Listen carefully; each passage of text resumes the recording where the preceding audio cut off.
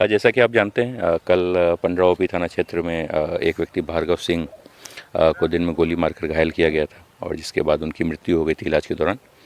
तो हम लोग लगातार केस को इन्वेस्टिगेट कर रहे थे। एक आरोपी का नाम भी सामने आया था, विजय टेटे का।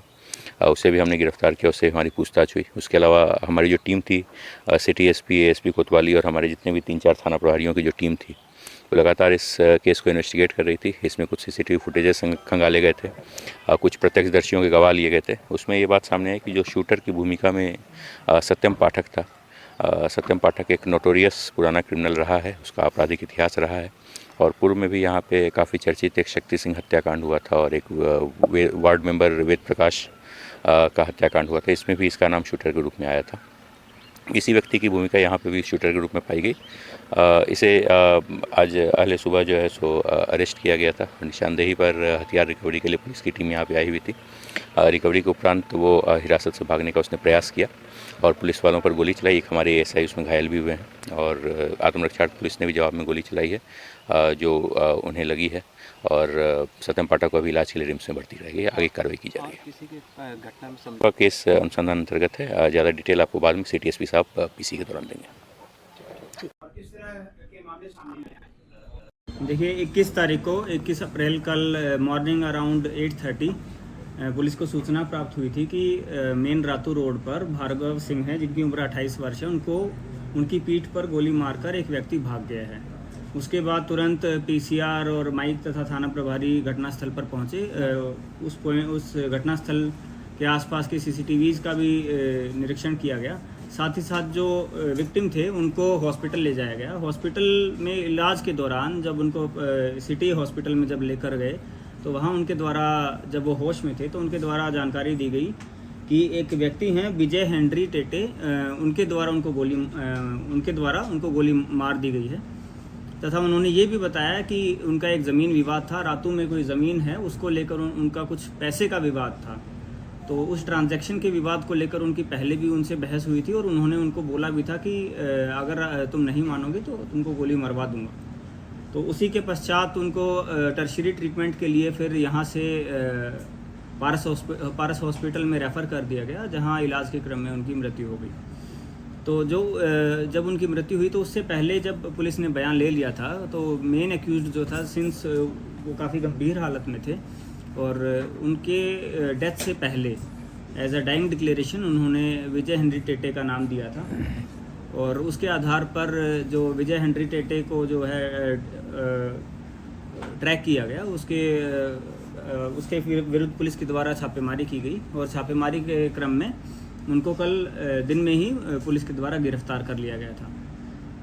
उसके पश्चात क्या हुआ, उसके पश्चात ऐसा वरीय पुलिस अधीक्षक महोदय के निर्देशन में एक एसआईटी टीम का गठन किया गया, जिसमें जो मेन जो एसआईटी टीम को जो हेड कर रहे थे वो सहायक पुलिस अधीक्षक कोतवाली निखिल राय उसको हेड कर रहे थे। और इनके द्वारा आगे जब सीसीटीवी की जांच करवाई गई, जो लोग हैं, जो रास्ता जो शूटर है उसने जो रास्ता फॉलो किया था, वहाँ अलग अलग लोगों के बयान लिए गए। तो और लोगों ने फिर खुलकर लोग सामने आए, लोगों ने बताया कि जो मेन एक्यूज्ड जो है, जो मेन शूटर जो है, उसकी पहचान की गई और पहचान करने के पश्चात कल शाम से ही लगातार मल्टीपल टीम्स के द्वारा अलग अलग जगह पर छापेमारी की गई। उसी क्रम में ये चीज़ सामने आई कि वो झारखंड से भागकर बक्सर बिहार जाने की फिराक में हैं और उनको कल आज अर्ली मॉर्निंग नेवरी गोल चक्कर के पास जो बस स्टैंड है वहाँ से उनको डिटेन किया गया, उनको फिर वहाँ से अरेस्ट किया गया।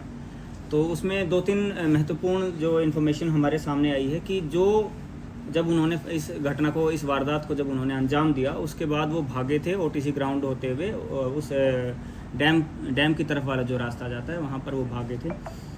उसी रास्ते में जब सीसीटीवी चेक करवाए गए पुलिस के द्वारा तो ये देखा गया कि कुछ लोगों ने उनको रोकने का भी प्रयास किया था, हालांकि हथियार के डर से उन्होंने डेटर कर दिया कि आप अगर हमें रोकेंगे, अगर आप मुझे रोकेंगे तो मैं आपको गोली मार दूंगा। उसके पश्चात आगे जब सीसीटीवी देखा गया तो उसमें ये भी चीज़ सामने आई कि जो मेन जो एक्यूज है, जो शूटर है, उसने अपना गेटअप जो है वो चेंज कर लिया था। जो ऊपर वाला जो कपड़ा पहना हुआ था वो उतार लिया था, हालांकि उसने फिर भी मास्क और कैप लगा रखी थी। इन सारी चीज़ों की जो इन्फॉर्मेशन है उसके आधार पर जब वो पकड़ा गया तो उसके पोजीशन से एक बैग मिला, जो बैग सेम बैग वो कैरी कर रहा था घटना जब कारित करने के लिए आए थे। तो उस टाइम भी जो अक्यूज्ड है उसने शूटर ने बैग टांगा हुआ था और वो बैग जो है पुलिस के द्वारा रिकवर किया गया है। उसी बैग में जो कपड़े उसने पहने हुए थे वही कपड़े वो अपना उसी बैग में पैक करके और भागने की फिराक में था। और साथ ही साथ उसके द्वारा ये बताया गया कि मैं बक्सर जाने की तैयारी में था और उसको वहाँ तथा उसने ये बताया कि घटना को कारित करने के पश्चात उसने कांके डैम की तरफ जो रास्ता जाता है, कांके डैम के करीब लगभग 20-30 मीटर दूर एक जगह पर उसने जो है हथियार और जो बाकी चीज़ें हैं वो छुपा दी थी। फिर मॉर्निंग में अराउंड 7 उसको उसके कन्फेशन के आधार पर कांके डैम के पास लेकर जाया गया। वहाँ से जो एक पिस्टल जो आपने देखी और एक जो देसी कट्टा, साथ ही जिंदा कारतूस 8 गोली और एक खोखा उसी स्थल से जब्त किया गया।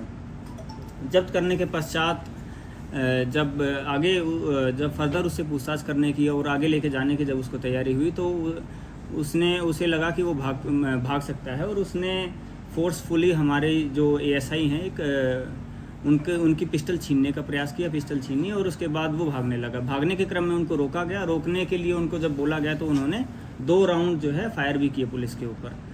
पुलिस की जो टीम है उसमें जवाबी कार्रवाई में पुलिस के द्वारा भी टोटल 5 राउंड फायर किए गए और उसमें जो है उनको पैर में जो है इंजरी हुई है, bullet shot injury.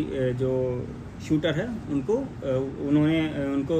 Bullet shot injuries हुई हैं 2 जगह और उसके बाद टर्शियरी ट्रीटमेंट के लिए और बेहतर इलाज के लिए उनको वहाँ से एम्बुलेंस बुलाकर रिम्स में रेफ़र कर दिया गया है और वो खतरे से बाहर है। बैकग्राउंड सर क्या था इस शूटर का? जो ये शूटर है इनका नाम है सत्यम पाठक। ये काफ़ी केसेस में इन्वॉल्व रह चुके हैं। ये 2014 से ये एक्टिव हैं, 2014 इनफैक्ट 2012 से एक्टिव हैं। ये 2012 में कोतवाली थाना कांड संख्या जो पंडरा एरिया में ही उस टाइम जो पड़ता था, घटना स्थल उसका पंडरा एरिया में ही था और ये पंडरा के ही रहने वाले हैं। उस टाइम ये आर्म्स एक्ट के केस में अटेम्प्ट टू मर्डर के केस में जेल जा चुके हैं पहले 2012 में। उसके पश्चात 2014 में अरगोड़ा थाना अंतर्गत एक आर्म्स एक्ट के केस में ही, आर्म्स एक्ट और मर्डर के केस में पहले फिर से जेल जा चुके हैं। उस टाइम कोई एक शक्ति सिंह हत्याकांड हुआ था, उस वारदात को इनके द्वारा अंजाम दिया गया था और उसमें भी ये एज अ मेन शूटर ये इन्वॉल्व थे। उसके पश्चात 2024 में लगभग 2 साल पहले जो एक काफ़ी वार्ड पार्षद थे वेद प्रकाश, उनका जो बहुचर्चित हत्याकांड हुआ था, उस वारदात में भी जो मेन शूटर का जो रोल जो था वो भी इनका ही था और उसमें भी इनको गिरफ्तार करके पुलिस के द्वारा